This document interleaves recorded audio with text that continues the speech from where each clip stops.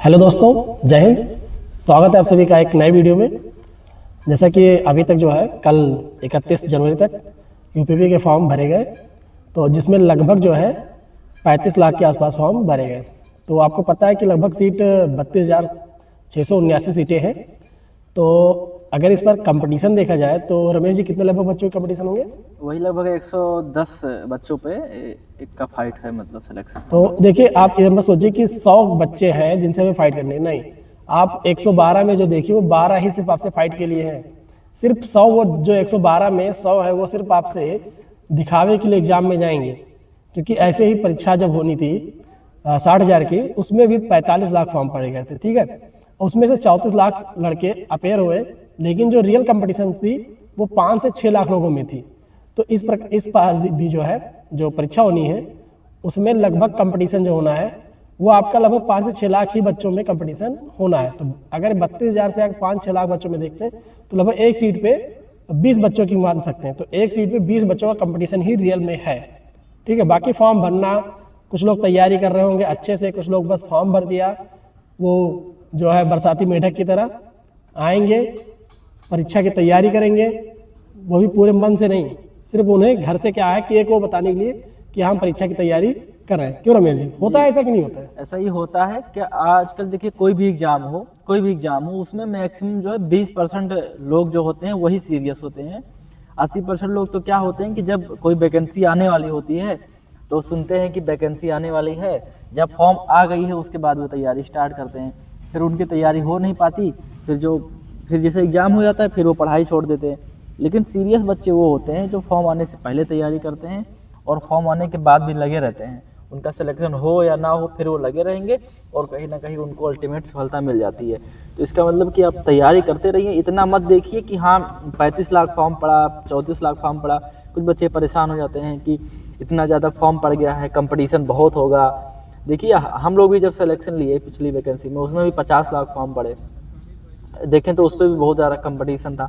लेकिन इतना नहीं होता ना, हर कोई इतना नहीं पढ़ सकता कि हाँ वो मतलब सीरियस कैंडिडेट हो। तो आप लोग मेहनत करेंगे तो आपका मतलब सिलेक्शन जेन्युइन, अगर है आप मेहनत कर रहे हैं ईमानदारी से, तो आपका सिलेक्शन हो जाएगा।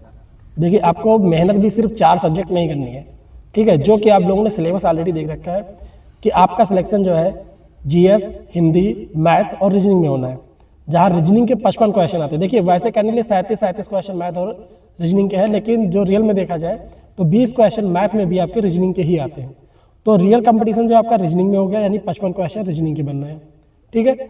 दूसरा, उसके बाद सबसे ज़्यादा मैथ में है 20 क्वेश्चन, तो 17 क्वेश्चन बनेंगे उसके, ठीक है। 17 से 18 क्वेश्चन उसके आ जाएंगे। उसके बाद है हिंदी और फिर है जीएस। तो जीएस जो है वो आप जितना अधिक पढ़ेंगे उतना आपको फ़ायदा मिलेगा। लेकिन प्रैक्टिस की जो चीज़ें हैं वो, ये 2 सब्जेक्ट जो है मैथ और रीजनिंग, इस पर प्रैक्टिस मैक्सिमम से मैक्सिमम प्रैक्टिस कीजिए। और हिंदी को ज़्यादा से ज़्यादा और जो है ज़्यादा से ज़्यादा जीएस को पढ़ते रहिए।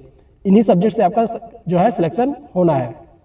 अब बात करते हैं कि देखिए, कुछ लड़कों के डाउट बहुत जो कि कमेंट में आपके आए हुए थे कि फॉर्म भरने को लेकर के, किसी के थे तो किसी के थे कि कौन सा सब्जेक्ट ज़्यादा पढ़े।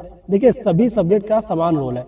मैंने आपको पहले बता दिया कि रीजनिंग के 55 क्वेश्चन है, तो टारगेट आप एक फिक्स करिए कि 55 क्वेश्चन अगर रीजनिंग के बन रहे हैं तो उसमें मेरा टारगेट 45 से कम तो बिल्कुल नहीं होना चाहिए, ठीक है। अगर आप 45 का टारगेट लेके चलेंगे तभी आप जाकर के 40 प्लस क्वेश्चन समझेंगे।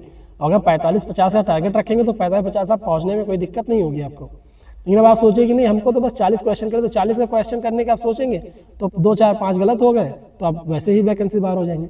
और अगर माइनस मार्किंग नहीं हुई तो आपको तो पूरे अटेम्प्ट करने चाहिए। बाकी रमेश जी अपना जीएस की स्टेज भी, क्योंकि जीएस में लोग बहुत अच्छे मार्क्स रहे हैं, 32 क्वेश्चन के सही रहे जीएस में। देखिए अगर बात करें हम जीएस की, तो जीएस तो ऐसा सब्जेक्ट है कि आप जितना ज़्यादा पढ़ेंगे उतना ज़्यादा उसमें अच्छा स्कोर करेंगे। ऐसा नहीं है कि हाँ आप मैथ्स है इसमें फार्मूला याद कर लिए और हो गया। इसमें आपको पढ़ना पड़ेगा। जितना ज़्यादा आप क्वेश्चंस पढ़ेंगे, जितना ज़्यादा रिवीजन करेंगे उतना ज़्यादा मार्क्स आएगा। अब बात करते हैं कि कैसे पढ़ाई करना है, कैसे कम टाइम में कैसे जीएस को अच्छा करना है। तो जो एग्ज़ाम में सबसे ज़्यादा वेटेज होता है आजकल, सबसे ज़्यादा स्टैटिक जीके का क्वेश्चंस होता है एग्ज़ाम में, करंट अफेयर्स होता है। और स्टैटिक जीके और करंट अफेयर्स दोनों हम एक साथ पढ़ाई कर सकते हैं। जैसे हम करंट अफेयर्स जब पढ़ते हैं तो उसको ये ना सोच के पढ़ें कि हाँ सिर्फ एक करंट अफेयर्स है, उसमें हम हर चीज़ें ऐड कर सकते हैं। उसमें हिस्ट्री भी है, पॉलिटी भी है, ज्योग्राफी भी है, उसमें स्टैटिक जीके भी है। अब जैसे अभी यूजीसी का जो कानून आया था, अब पूछ सकता है कि यूजीसी का जो पहला आया था वो कब बना था, ठीक है, ऐसा क्वेश्चन पूछ सकता है। वर्तमान में तो संशोधन हुआ है सिर्फ उसमें, बाकी पूछ सकता है कि सबसे पहले कब लागू हुआ यूजीसी नियम, तो ये भी पूछ सकता है। तो देखिए करंट से ही एक क्वेश्चन आपका तैयार हो जाएगा। देखिए जैसे अगर हम बात करें अभी हाल ही में पता है कि जिसे विश्व लेवल पे देखें तो अमेरिका ने ही वेनेजुएला पे आक्रमण किया है। वहाँ के राष्ट्रपति जो थे उनको मतलब अपने मतलब अंडर ले लिया, वहाँ पे तख्ता पलट की बात हो रही है। तो वहाँ पे जैसे हम ये न्यूज़ देखें तो ये हमारी रिस्पॉन्सिबिलिटी है एज ए सीरियस स्टूडेंट कि हम उसमें देखें कि वेनेजुएला किस कॉन्टिनेंट में है, वेनेजुएला की राजधानी क्या है, उसकी मुद्रा क्या है, और वेनेजुएला और अमेरिका से उसका कनेक्शन देखें कि मतलब दोनों को मैप पे देखें। उसके बाद में वहाँ से और प्रमुख जो नदियाँ हैं वेनेजुएला में या वेनेजुएला है वहाँ पे किस चीज़ का फेमस है, किस चीज़ के लिए जाना जाता है। जैसे वेनेजुएला जो है वो एक वहाँ पे झील है जहाँ पे सबसे ज़्यादा तेल होता है, माराकाइबो झील है, जैसे आप लोग पढ़ रहे होंगे तो याद होगा। तो क्यों ऐसा मतलब है उस देश में कि उसकी ज़्यादा चर्चा होती है, क्या खास है, तो उस चीज़ को रिलेट करके आप ऐसा कर सकते हैं पढ़ाई। तो आप लोग समझ गए कि जीएस इन्होंने कैसे तैयार किया। तो करंट और जीएस दोनों आप लोग, और जीएस में भी क्या स्टैटिक जीके आप लोग ज़्यादा फोकस करके चलिए। बाकी हिस्ट्री है, ज्योग्राफी है, बहुत ज़्यादा लड़के पढ़ रहे हैं। देखिए स्टैटिक जीके ज़्यादा पढ़िए और उसके साथ ही हिस्ट्री, ज्योग्राफी, पॉलिटी ये पढ़ते चलिए। ज़्यादा इंपॉर्टेंट आपको यही 3 सब्जेक्ट मिलेगा, हिस्ट्री, पॉलिटी और ज्योग्राफी। उसमें भी पॉलिटी को ज़्यादा टाइम दीजिए और उसके अलावा जो आप ज़्यादा समय दीजिए वो स्टैटिक को दीजिए। और पर डे पढ़िए, पर डे आप स्लॉट बना लीजिए कि 1 घंटा हमको जो है पढ़ना है, तो 1 घंटा आपको हर हाल में पढ़ना है, उससे कम मत पढ़िए, ठीक है। वैसे आपका इसमें होना चाहिए 6 से 8 घंटे कम से कम आप लोग स्टडी कीजिए। आप कुछ लोग पूछते हैं कि कम टाइम में ज़्यादा तैयारी कैसे करें, तो जीएस एक ऐसा सब्जेक्ट है ना कि आप कहीं भी इसको पढ़ सकते हैं, कहीं भी पढ़ सकते हैं। मैं क्या करता था कि जब यूपी पुलिस की वैकेंसी आई उससे पहले तो मैं थोड़ा सिविल के तरफ डाइवर्ट था, लेकिन जब ये आई तो इधर मतलब तैयारी स्टार्ट किए तो थोड़ा फैक्चुअल क्वेश्चंस मुझे कम याद रहते थे। तो क्या किए कि हम कहीं बाहर घूमने जा रहे हैं या कहीं मार्केट जा रहे हैं या कहीं घूमने जा रहे हैं तो हम अपने फ़ोन में उसका 2 से 3 पेज का फ़ोटो लेते थे। देखिए फोटो नहीं, आप आजकल तो ऐप भी है, आप ऐप इंस्टॉल कर लीजिए। और आजकल जो है आपको ये मिल जाएगा कि लूसेंट का जो है वो ऑडियो भी मिल जा रही है, तो वहाँ से भी आप पढ़ सकते मिल हैं। जाएगा, लेकिन जैसे आपके पास कोई बुक है, ऑथेंटिक बुक है, घटना चक्र है, तो आप 3 पेज का फ़ोटो ले लीजिए, 2 पेज का फ़ोटो ले लीजिए और आप रास्ता जा रहे हैं, आप ऐसे फ़ोन करके ओपन किए, आप गैलरी में गए और वहाँ पे ऐसे क्वेश्चंस देखे, उसके बाद में उसको मन में रिकॉल कर रहे हैं, फिर आगे जा रहे हैं। कुछ देर बाद आपको क्वेश्चंस याद हो गया, फिर ओपन करके फिर नेक्स्ट क्वेश्चन देख रहे हैं।